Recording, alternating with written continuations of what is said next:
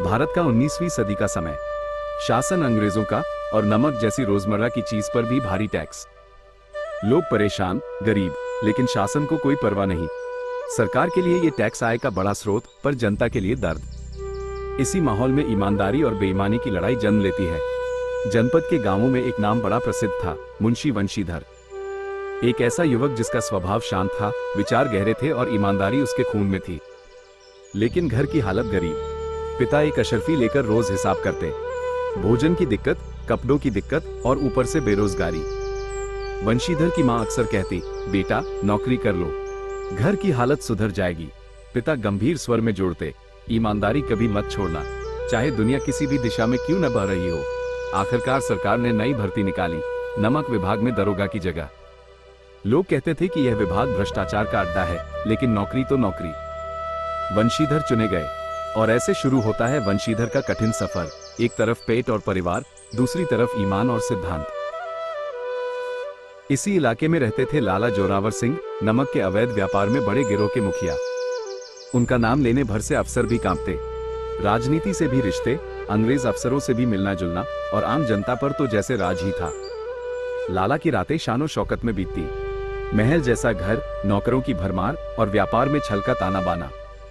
लोग जानते थे कि नमक की चोरी निरंतर चलती है, पर कोई पकड़ नहीं पाता। एक रात लाला अपने दल के साथ बड़ी खेप ले जाने निकलते हैं। उन्हें यकीन होता है कि नया दरोगा तो डर जाएगा, पुराने दरोगा की तरह ये भी उनकी जेब में होगा। रात का अंधेरा, जंगल का रास्ता और दूर से चमकती लालटेनें। दरोगा वंशीधर अपनी टोली के साथ गश्त कर रहे थे। अचानक उन्हें घोड़ों की टापें सुनाई देती हैं, धूल उड़ती है और नमक से लदी बैलगाड़ियां सामने आ जाती हैं। वंशीधर आदेश देते हैं, रुक जाओ, सरकारी नमक लेकर कहां जा रहे हो? लाला मुस्कुराते हुए आगे आते हैं। क्यों दरोगा जी, पहली रात है और इतना सख्त व्यवहार? वे वंशीधर की हथेली पर 1000 रुपये रखते हैं। उस समय के हिसाब से यह एक बहुत बड़ी रकम। लेकिन वंशीधर का हाथ पीछे हट जाता है। सरकारी माल की चोरी करते आपको शर्म नहीं आती? लाला झुंझलाते हैं, दरोगा जी, दुनिया चलती कैसे है ये सीख लो। ईमान से पेट नहीं पलते, लेकिन आज ईमान पैसे से बड़ा था। वंशीधर ने पूरी खेप जब्त कर ली। लाला गिरफ्तार हो गए। ये घटना पूरे इलाके में आग की तरह फैल गई। अगले दिन अदालत में भीड़ लग गई। सबको मजा आ रहा था कि पहली बार लाला जैसे बड़े आदमी को अदालत में खड़ा होना पड़ा। कोर्ट में दो पक्ष थे, एक तरफ वंशीधर की ईमानदारी, दूसरी तरफ लाला के पैसे और रसूख का पर्वत। गवाहों को लाला ने पैसे देकर खरीद रखा था। उनके वकील चिल्लाकर बोले, लाला साहब पर झूठा आरोप लगाया गया है, लेकिन वंशीधर चुपचाप खड़े रहे। उनका चेहरा किसी दीपक की लौ की तरह स्थिर था। वे केवल सत्य पर टिके रहे। जज भी दुविधा में थे, एक तरफ कानून, दूसरी तरफ राजनीति का दबाव।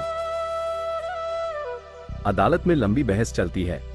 लोग बारीकियों को सुनते हुए थक जाते हैं, लेकिन वंशीधर की आंखें एक क्षण को भी नहीं झपकती। आखिरकार जज फैसला सुनाते हैं, लाला जोरावर सिंह दोषी पाए जाते हैं। उन्हें दंडित किया जाता है। पूरा हॉल स्तब्ध। किसी ने नहीं सोचा था कि इतना बड़ा व्यापारी आज हार जाएगा।